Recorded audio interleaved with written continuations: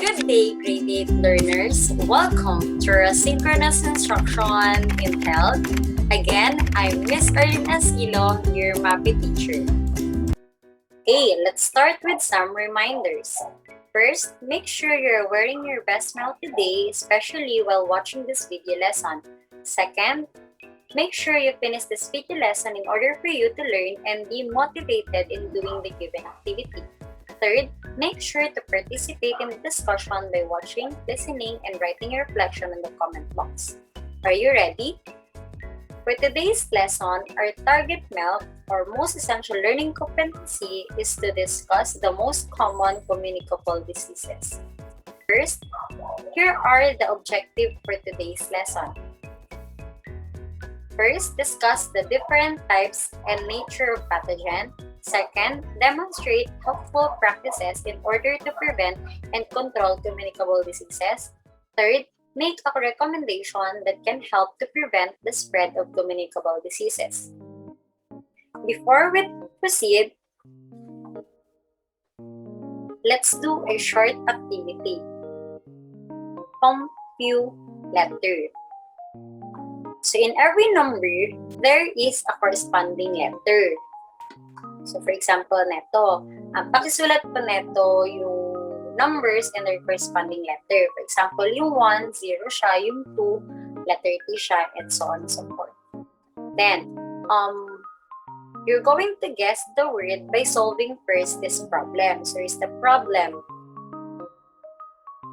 Then after finding the result, okay, you're going to find the letter, yung kanina na yon, that corresponds to each number in order for you to guess the exact word. Okay, are you ready? I'll give you 1 minute.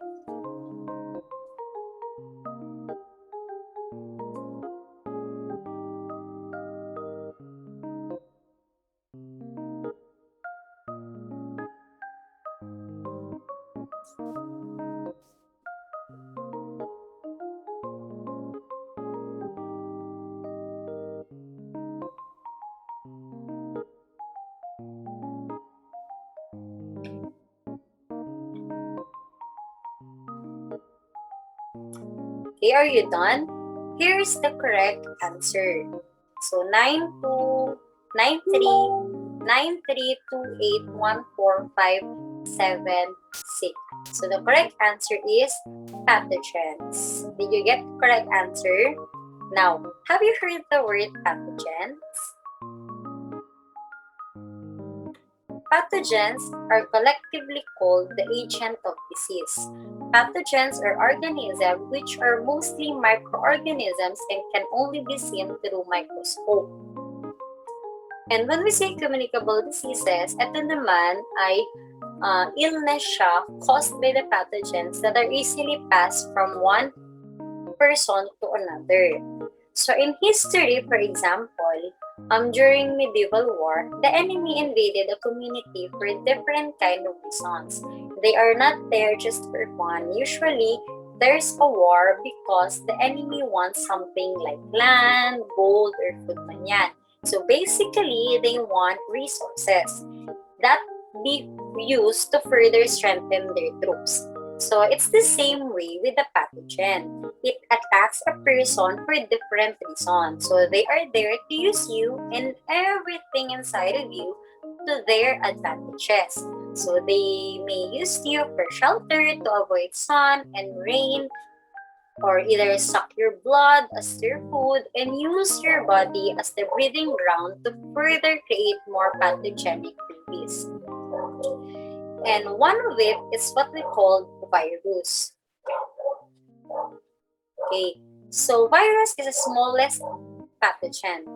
It can affect all living organisms. It cannot reproduce without host cells.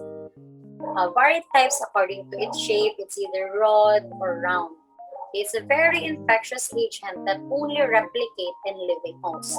And its way of attack is it penetrates host cells to replicate. Okay, so it's responsible for the following diseases like measles, warts, mumps, HIV, hepatitis, common cold, polio, flu, chicken smallpox, and rabies. Okay, virus is not just disease that affect our body, but so the bacteria. So bacteria is a single-celled microorganism. Some are beneficial. Meron kasing tinatawag na good bacteria and bad bacteria. So, yung good bacteria, okay naman siya to balance yung sa tiyan natin. Okay? But then, yung bad bacteria kasi, it releases harmful toxins. So, microscopic organisms siya that are often shaped as rods, spheres, and spirals. And its way of attack, it releases toxins. So, bacteria kasi are much larger than the virus.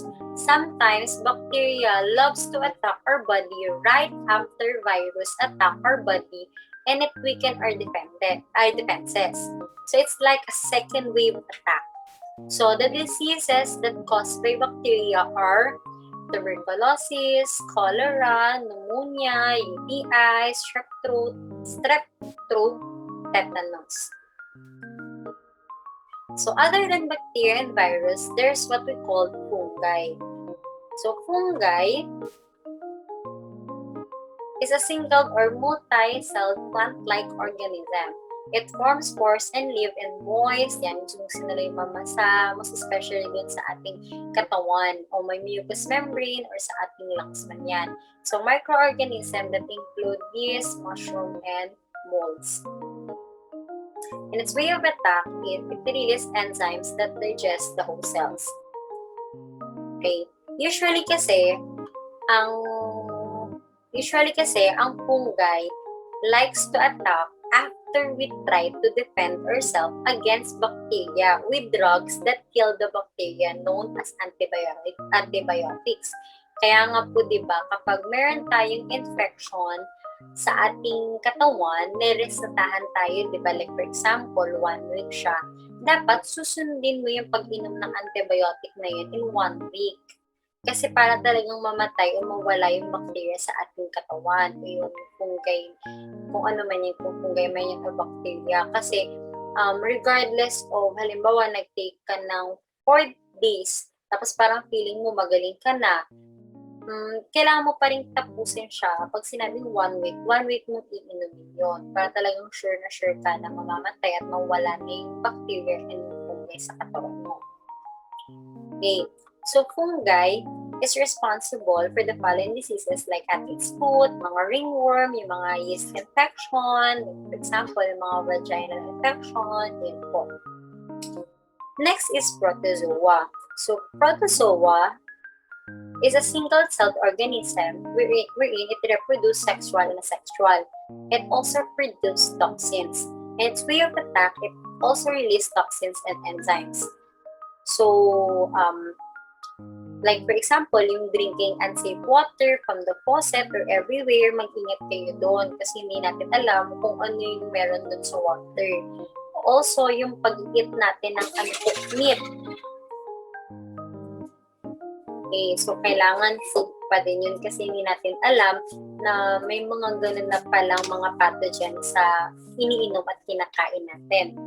Okay, and yan, yung example ng disease ay yung magkakaroon kayo ng malaria kapag yun may protozoa. Last pathogen is what we call parasitic worms. And so, it's a multi-celled largest pathogens, helminths or worm-like organism that live with the living host. So, ito yung organism na kung saan puro lang siya. Pag pumasok siya sa katawan mo, puro lang siya, kukunin niya lahat ng benefits na meron sa host na wala siyang ibibigay or without giving one back. Okay, its way of attack, it disrupt nutrients absorption of the host cells. And one of the example of this is na ano dito is mga tapeworm, mga pinworms. Okay, so that's it.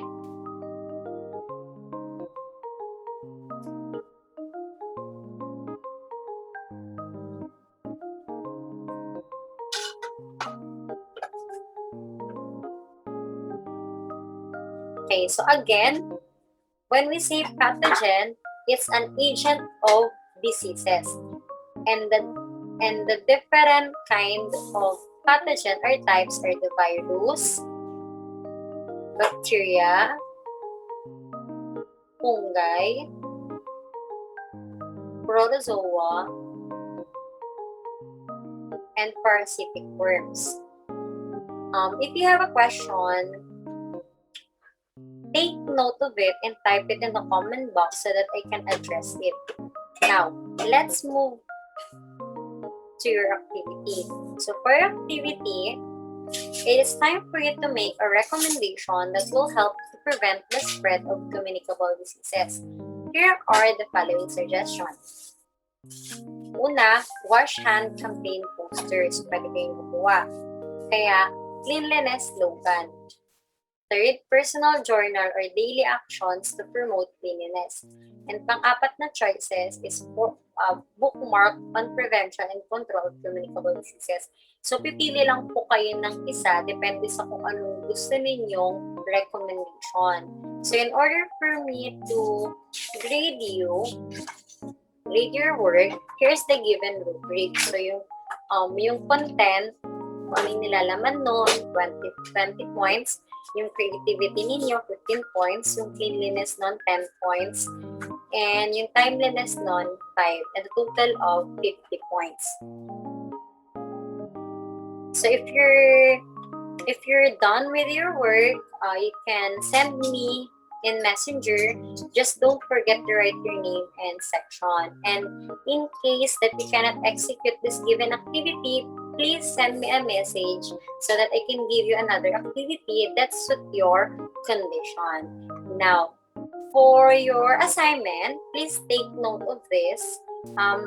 You can type your answer in the comment box, or you can PM me on Messenger. So explain the statement below in connection with the communicable diseases. Prevention is better than cure. Okay. Now, let's test yourself if you learned from our discussion today. You're just going to identify the correct answer for each given question. I will be giving you a 5 seconds to answer. Number 1.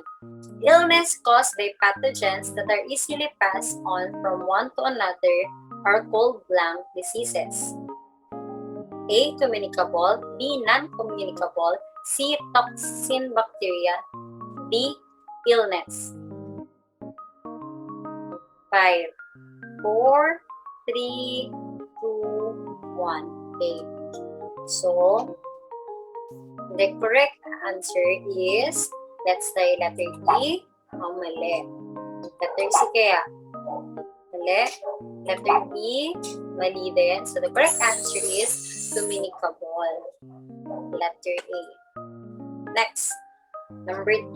Which of the following refers to a tiny microorganism that many of the most common diseases? A. Bacteria. B. Pathogens. C. Virus. D. Parasites. Ano kaya ang tamang sagot? Letter D kaya? Mali. Letter C? Mali. Letter E? Mali. Okay, so the correct answer is letter B. Pathogen. Number 3. Which of the following pathogen is considered a small, simple, lifelike form from 1/2 to 100 the size of bacteria? A. Bacteria. B. Pathogen. C. Virus. D. Parasitic worms. Start. 5, 4, 3, 2, 1. So, ano kayang correct answer? Letter D kaya?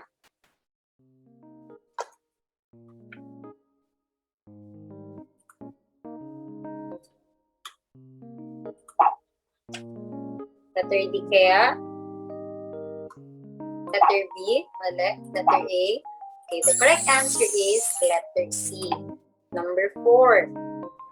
The following are kinds of parasitic worms except blank. A. Roundworms.